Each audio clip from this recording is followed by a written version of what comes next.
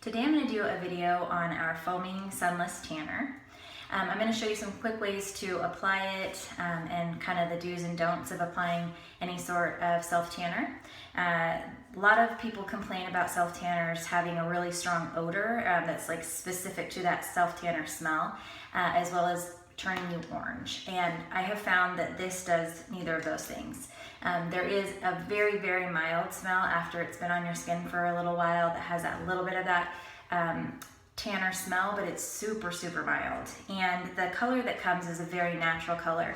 It does allow for you to do multiple layers if you want to deepen the color, but initially that first coat is going to be a really nice natural tan.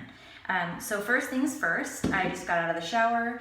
I exfoliate in the shower, and then for my face, neck, and this area here, I use our microdermabrasion paste. So I do all of that first, and then I apply all over my body. I use our body moisturizer.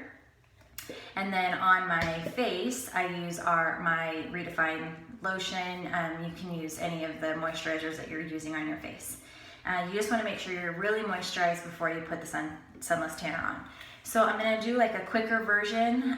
When you're first starting out, you'll want to take time to really be paying attention to where you're applying, and you can even wash your hands in between sections or re-moisturize in between sections. So some people recommend that you would moisturize your arm, do your arm, then moisturize your other arm, do your other arm, same with neck and all of that.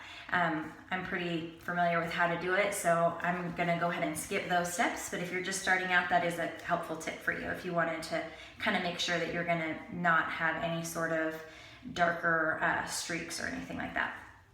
So first things first, you take a pump of the tanner and I rub it in, and I kind of start at like this front part of my arm, rub down the front and up onto my shoulder. Then I take another pump, rub it around, and I go to the back of my arm.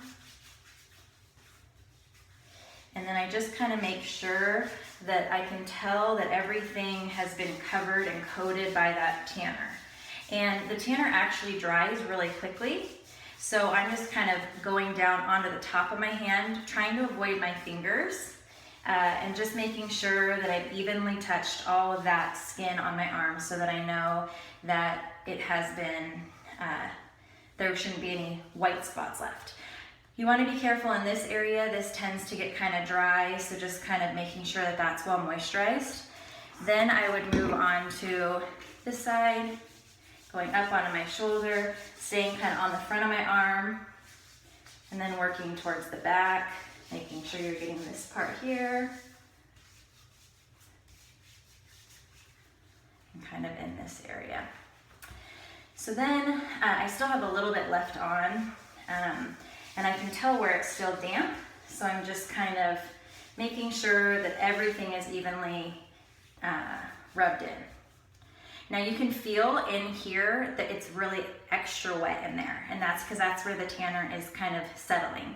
So right now, before I move on to the rest of my chest and neck, I'm gonna actually wash my hands because I wanna make sure that I'm gonna use soap and water in here really well and on my knuckles, because that's where a lot of times that orange color is gonna stick, and that's where people get kind of that orange hand look. So really quickly, I'm gonna wash my hands. So I'm making sure to go in between my fingers like this, on the tops. You can even go around your cuticles. Make sure right now it's dripping down my arm.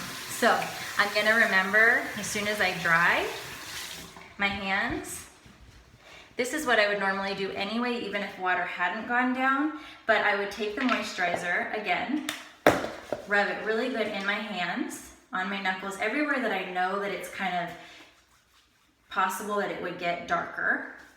And I'm gonna rub in this area and pull it up to here, because then I'm not gonna have that straight line of self-tanner to where I wash my hands. So I'm rubbing in here, and hopefully that's gonna gradually, if there was any water, there shouldn't be any streaks now because I have that lotion, the moisturizer, rubbing it all around. Another thing you can do is add a tiny bit and just focus on your elbows and kind of just blend it in like that. That way you should have darker elbows either. This isn't actually a pretty quick drying tanner, so you can reapply clothes. You just want to make sure that it's dry. Now, for the face, that one is something that a lot of people are afraid of doing it on their face. I know that my face is really, really well moisturized and exfoliated. So I'm going to move on to chest, neck, and face. So I'm going to rub it. I like to do like circular motions, kind of making sure that you're getting all the way, that you aren't going to have a line right here. You're rubbing to your back. I already kind of gotten this earlier.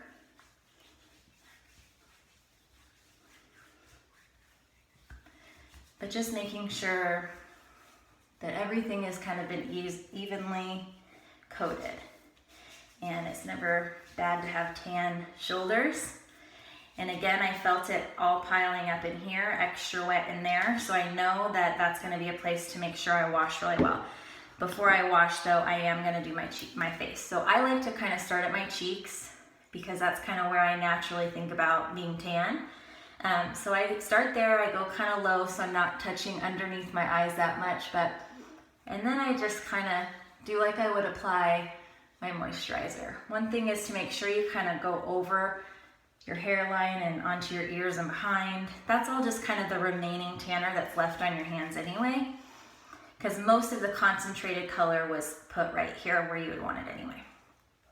So that part's been done. And then with my forehead, I try not, I'm just kind of doing like the pads of my fingers, and I pull it up into the hairline, trying to avoid getting it like right on my eyebrows, and just kind of gently pulling it down, because then it's not going to get stuck in any sort of, you know, spots where you don't want it to just be extra dark, and kind of focusing around the edge here, because that's where you tend to want to contour and get darker color anyway. And just make sure that it feels like everything has been touched. So then I would wash really well. Again, remembering to wash like this when you have your soap and water, getting in this area, in between your fingers, fronts and backs, watching here. And then as soon as you're finished, go back through and go over it like this with your moisturizer and pull that tan back down onto your hands. At least it's like the residual color instead of putting color straight onto your hands. That's going to help you not get those really orange hands. So that was a longer video than normal, but I figure that most of you haven't had somebody actually show you how to do self-tanner, and it might be helpful for you to not be scared of it and just to play around with it. Again, it's a pretty light color. It's very natural, so it's not like you're going to wake up and be bright orange. It says that it'll show color in about 2 to 4 hours, and you should wait to shower or go swimming for at least an hour after application. So I hope that was helpful. Let me know if you have any questions. It's a great thing for winter, but it's also good for summer for us to stay out of the sun and protect our skin from sun damage. You can be using the tanner year round. So I hope that helps. Have a good day.